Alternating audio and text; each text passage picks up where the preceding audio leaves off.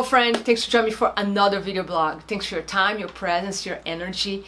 Today I want to talk about spiritual fitness, specifically about spiritual resilience, and why it's more important than ever for us to cultivate and strengthen this muscle of spiritual resilience.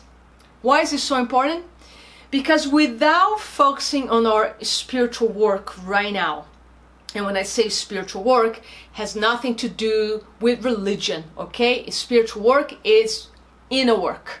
It's work on yourself, become the best version of yourself. It's healing, it's transformation. It's choosing a path of love and compassion versus a path of fear and discrimination, for example. So in summary, spirituality has nothing to do with religion when I speak of spiritual resilience. So spiritual resilience is so important right now because if we don't focus in this work, this inner work, it's extremely easy right now for us to fall into the stories that are being told. It's easy for us to fall into drama, discrimination, and distractions. Yes, distractions. It's much easier to focus on the drama that is happening outside of us than actually for us to go deep inside and sit in silence for an hour and work on ourselves. That's a tough truth for a lot of us. Last year I was confronted with this when I basically lost a lot and I had a lot of time, and I needed to sit in silence a lot to figure out what I would do in my life next, basically. But I was giving a big space. I was giving a long pause. So it would be easy for me to get very distracted with the external events instead of work on myself. So work on myself was the best thing I could have done. So I'll share some of this knowledge with you. So you want to focus on spiritual resilience because it's a place that you will find ultimately the safety and security that you might be looking outside yourself right now. I don't want to share some bad news, and this might sound like some bad news. Nothing is going to change in the world, in our planet, overnight that is going to give us a sense of safety, certainty, and security. We need to give up on that right now. And the truth is, there is never safety, security, and certainty coming from external entities or systems or agencies or people or even your job. So it's more important than ever to rely on our spiritual fitness, spiritual resilience, because life is challenging right now. The world is, it's burning. Literally, there are a lot of areas in the world that are burning right now. There's a lot of inflammation. There's a lot of sickness right now. And when I say sickness, it's a lot of beliefs, philosophies, attitudes based on fear, based on judgment, based on discrimination, based on separation, based on coercion, forcing people to do certain things that they don't want to do so they can keep their jobs. So there's a lot going on, and I'm not here to tell you what's right, what's wrong. I'm just here to help you, to support you, to come back to the place where we can always find that stability, that steadiness that we are so much looking for right now. So spiritual resilience basically contains three virtues, very important virtues for us to explore more than ever right now. The number one is the virtue of courage. Have the courage to sit in silence. Have the courage to turn off the news and just sit quiet with yourself. Courage to challenge your own beliefs, to challenge your own status quo, to challenge your own views, and open your mind to see situations in different angles, so you're not just perceiving everything from your own interpretation, because the way we perceive everything is from our past, is from our beliefs, is from our conditioning, is from our values, is from what we have carried through our entire history. So in order to open our minds to learn something new, we need to detach from our history, from everything we know, and basically unlearn so we can learn something new. have the courage to ask questions, to question everything. Because every time you perceive something and you say, this is the truth, that is not accurate. That is your truth, because what you see is based on your perception. It's not the truth. So question everything. Have the courage to explore your own thoughts, your own values, your own beliefs. Sit in silence instead of watching the news, arguing on Facebook or arguing with your neighbor. Just spend time alone every single day and see what it comes from that. That's courage. Number 2 virtue that's part of spiritual resilience, it's surrender. Surrender is a huge virtue in the spiritual path. Surrender is not giving up. Surrender is letting go control. When you hold tight onto your beliefs, your values, what you know that is very much part of our ego. And we can have a very healthy ego or have an unhealthy ego. It's unhealthy when you attach to your personalities, to your beliefs, to your values, without ever opening your mind to other points of view. So surrender is letting go control of your own ways, and to start relaxing. And that's why spend time alone is so important, because you start after maybe a certain amount of anxiety or a nervous energy, because most people don't know how to sit in a room alone in silence. So the surrender process is actually just even surrender to that little bit of anxiety that you might experience when you're sitting quiet for an hour. Is surrender to that discomfort of your own emotions coming up when you're sitting in stillness. So surrender is being in that process, being in that journey, and letting go, relax, which brings me to the 3rd virtue of spiritual resilience, which is trust.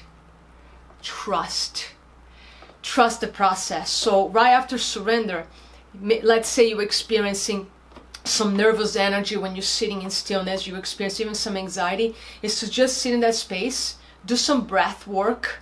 And if you don't know how to do this work, I highly recommend that you work with a skill therapist or a coach. You can work with me and I'll teach you how to pass this anxiety without bypassing, actually by learning how to be with the anxiety, the nervous energy, the overwhelm, whatever that is. And trust is about staying in that place and knowing that those emotions will pass. Just like this smoke. If you are in Boulder, or all the areas are very smoky, we had very dense smoke in these last few days in Boulder. So bad that we could barely go outside.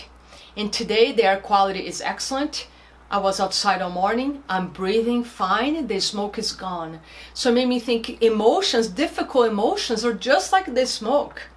It's uncomfortable, it can create pressure on our chest, pressure on our throat, and it passes. We take good care of our bodies and it passes.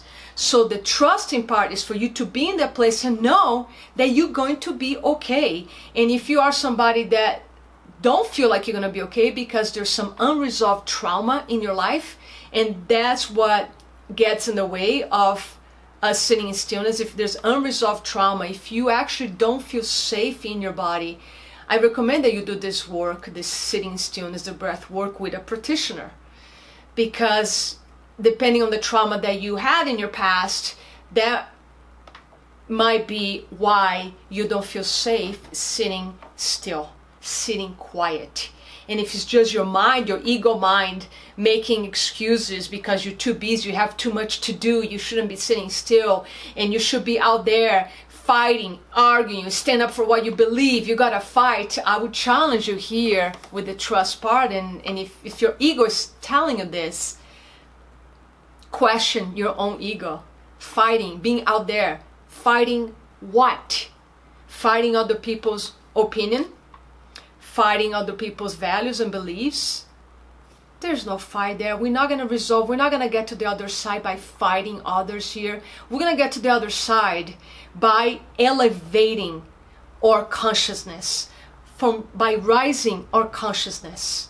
And that means resolving your own issues, working on yourself instead of getting busy, watching the news, watching all the medical documents out there to prove your point or to debunk your neighbor's point, instead of putting all the energy distracting yourself, I invite you to bring this energy into coming back to your heart, coming back home.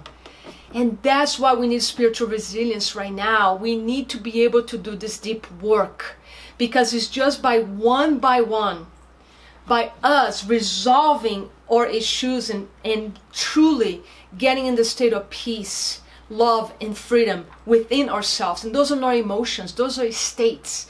Those are our essence, to be in a state of love, be in a state of joy, be in a state of abundance and bliss. The only way we'll get there as a collective is by getting there individually. And then a small group of us will be in that state. And the collective is basically a lot of people together. That's what the collective means. So more than ever, this is time for spiritual resilience. This is time for healing, for transformation, and to truly become the best version of ourselves. And if you think you're going to become the best version of yourself by consuming the news and consuming external information all day, forgive me for saying this, you're wrong. The most important information that you can acquire right now actually is the information that comes from your heart, that comes from the Great Spirit, God, sky, universe, whatever you want to call. I like to just say your beloved heart, your sacred heart. What is the information that comes from here? Not all the information that comes from here, that is all intellectual information that is not necessarily truth. It might be what you feel is truth. I want you to ask the information here, because when we start being guided by our hearts, we don't judge, we don't criticize, we don't discriminate, we don't wish anybody sickness or illness because they have different choices. We need to be very careful with the mind control that is happening right now externally, and not fall into this place that we start wishing bad things for each other. So let's strengthen our spiritual resilience. We're going to get to the other side of this mess, and it's not going to be overnight. This is an opportunity, and this is going to take time. It's amazing that we are alive at this time, and we are experiencing a major global crisis, and at the same time global awakening. And we want to make to the other side. And in order to do that, more of us need to do this work and start operating from our heart, not from our ego, and then create a healthy ego that can mold old personalities that don't serve into new personalities that truly serve our planet and serve our heart, serve our Mother Earth, serve the universe, serve the Great Spirit. So that's what I want to share with you today. Let's cultivate spiritual resilience. If I can support in any way, let's book a call. If you like this video, please share this video on your social media with your friends and family, and help me to create more spiritual fitness among our communities. Thank you so much. I'll talk to you soon. Mwah.